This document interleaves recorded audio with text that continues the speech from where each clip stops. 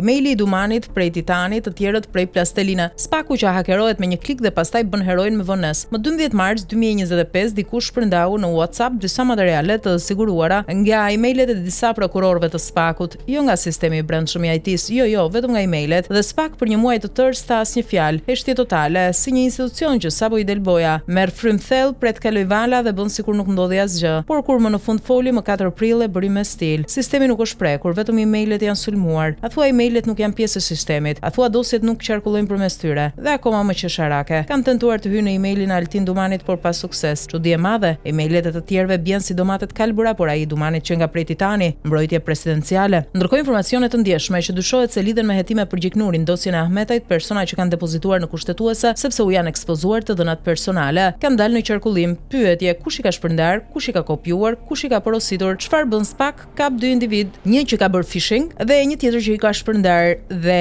me kaq mbyllet rrethi. Vetëm kaq? 2 dje me laptop dhe papritur kemi grup të strukturuar kriminal. Po financuesit, urdhërdhënësit, përfituesit e materialeve. Kjo ngjan më shumë me një përplasje të brendshme për kontrollin e dosjeve, një sistem që po i nxjerr syt vetes. Prokurorët ndahen në një skem klasike ballkanike i nënës dhe i njerëkës. Njëri mbrohet me bunker emailesh, të tjerët klikojnë një link dhe lën institucionin pa mbathje. Ironia më e madhe, në vend që Spak të hetojë burimin real të rrjedhjes, firmos urdhra për gazetarët. Sepse sigurisht problemi nuk është rrjedhja e informacionit, por fakti që publiku mori vesh. Sot gazetari duhet të njoftojë prokurorin para se të publikojë. Kemi hyrë në kohën kur censura quhet koordinim. Të gjithë e dimë që nuk është hera e parë. Dhënat e gjendjes civile 2008, targat, patentat, pagat, patronazhistët, timsi, hakerat iranian që u bën më të informuar se shishi dhe gjithmonë askush nuk mbahet përgjegjës. Për çdo skandal, gjithmonë e njëjta skem, një komunikat, një konferencë, një arrest me zhurmë dhe pastaj heshtje. Kush u dënua për patronazhistët? Kush për sulmet ndaj timsit? Pse viktima është gjithmonë gazetaria dhe ata që publikojnë, por kur ata që nxjerrin informacionin? Sistemet tona janë më të shpuara se kulmi i teatrit kombëtar para prishjes. E megjithatë sa herë ka rrjedhje del një deklaratë. Arrestohen 2 vet me të njëjtin stil si në kronikat e vjetra të policisë. Autori ishte pa precedent dhe bashkëpunoi me drejtsinë. Dosja mbyllet me justifikimin nuk u prek sistemi. Po si nuk u lodhet duke na trajtuar si budallënj? Kemi të bëjmë me një luftë të brendshme për informacion. Kushdo me sy e vesh e kupton që këto të dhëna nuk dalin me peshkim. Dalin sepse ka njerëz brenda që kanë interes të djegin kundërshtarët. Nuk jemi në vitin 97. Këto shantazhe me ta nxjerrë emailin publik janë më shumë luftë për pushtet brenda drejtësisë se sa sulm ndaj institucionit. Por më keq se Spaku janë shoqatat e gazetarëve. Në vend që të mbrojnë lirinë e fjalës dhe punën e gazetarëve të ndershëm, jo të shantazhuesve, heshtin. Gazetaria nuk mund të jetë zgjatimi i prokurorisë. Nëse ka ndihmuar në nxjerrjen e së vërtetës, bravo i qoftë. Jo hetim, por mirënjohje meriton. Askush nuk duhet kërkoj leje nga Spak për të publikuar. Pastaj pse u desh Spakut një muaj për të reaguar? Se reagimi vjen vetëm pasi informacionet janë bërë publike, se dosja mbahet në hetim nga prokurori që ka dosjen dhe nuk i kalon një prokurorie tjetër siç është praktik normale në çdo sistem të drejtësisë moderne për shkak të konfliktit të interesit, sepse problemi nuk është hakeri, problemi është frika nga transparenca. Spak ka kohë që nuk funksionon si strukturë e pavarur, por si arenë gladiatorësh me emaile dhe deklarata. Tani edhe emaili është bërë mjet lufte, edhe ndërkohë që ne merremi me peshkun e vogël, peshkaqenët lëvizin lirshëm mes dosjeve, emaileve dhe tenderve, të cilët i shpërndajnë vet, por më pas kërkojnë armikun.